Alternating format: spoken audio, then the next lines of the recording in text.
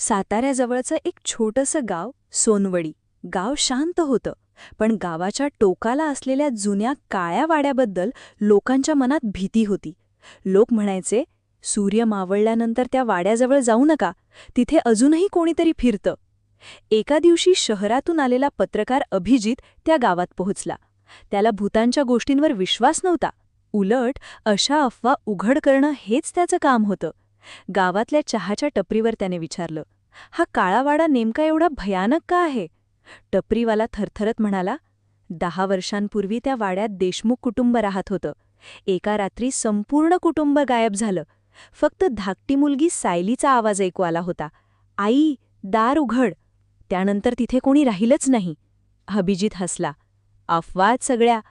त्या रात्री तो कॅमेरा घेऊन वाड्यात गेला. वाडा पूर्ण अंधारात बुडाला होता.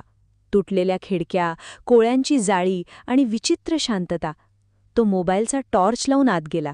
अचानक टक टक टक वरच्या मजल्यावरून आवाज आला. अभिजितने कॅमेरा सुरू केला आणि हळूहळू जिना चढू लागला. प्रत्येक पायरीवर धूळ उडत होती. वर पोहोचल्यावर त्याला एक बंद खोली दिसली. दारावर नखांनी ओरखडे काढल्यासारखं लिहिलं होतं, दार उघडू नका.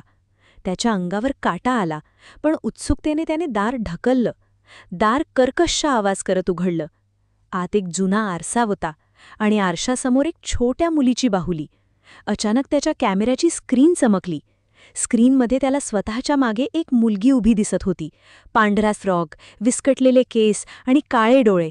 अभिजित घाबरून मागे वळला, पण तिथे कोणीच नव्हतं. तो जोराने श्वास घेत पुन्हा कॅमेऱ्याकडे पाहू लागला.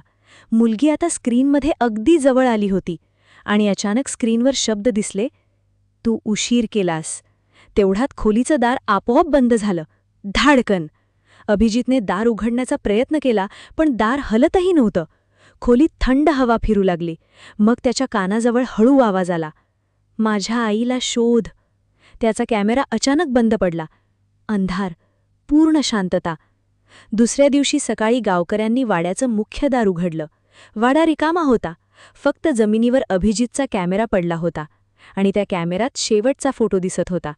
अभिजित घाबरलेल्या चेहऱ्याने उभा होता आणि त्याच्या खांद्यावर एक लहान मुलगी हात ठेवून हसत होती. साताऱ्याजवळचं एक छोटंसं गाव सोनवडी.